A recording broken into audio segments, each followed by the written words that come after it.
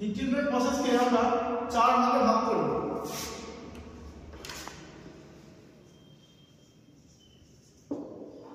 একটা হচ্ছে অ্যানালাইজিং, একটা হচ্ছে নরমালাইজিং, একটা হচ্ছে হার্ডেনিং, 4 নম্বর হচ্ছে টেম্পারিং।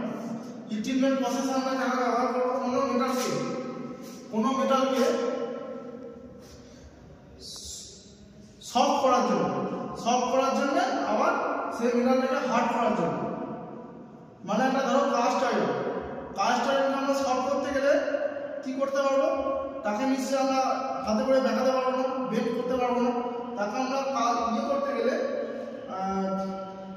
সফট করতে গেলে তাকে কি করতে হবে, তাকে অ্যানালাইজিং এর মাধ্যমে, অ্যানালাইজিং যে প্রসেসটা আছে এই প্রসেসের মাধ্যমে তাকে হিট দিতে হবে।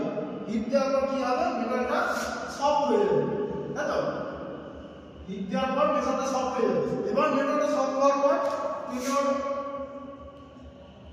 তুমি যা তৈরি করবে, ধরো বেঞ্চ হতে পারে কিংবা যে কোনো হতে পারে, কাস্ট আয়রন যেগুলো তৈরি হয় তোমার তৈরি করতে পারবে। দিয়ে আবার কোল্ড করতে হবে।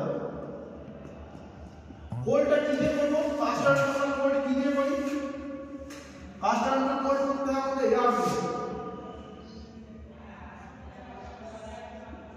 মানে ঠান্ডা হাওয়া। ঠিক আছে, এটা কিন্তু আমাদের জল বা লুব্রিকেন্ট কিছু দিয়ে কিন্তু এটা ঠান্ডা করা যায় না। এটা কি করতে হবে, এটা আমাদের করতে হবে কি দিয়ে, এয়ার দিয়ে। এর হচ্ছে এর টেম্পারেচার, ক্রিটিক্যাল টেম্পারেচার হচ্ছে 732 ডিগ্রি সেন্টিগ্রেড।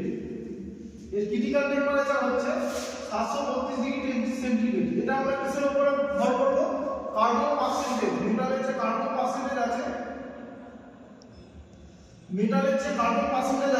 কোন মেটালের আছে হচ্ছে আমার 0.01%, আবার আছে 0.02%।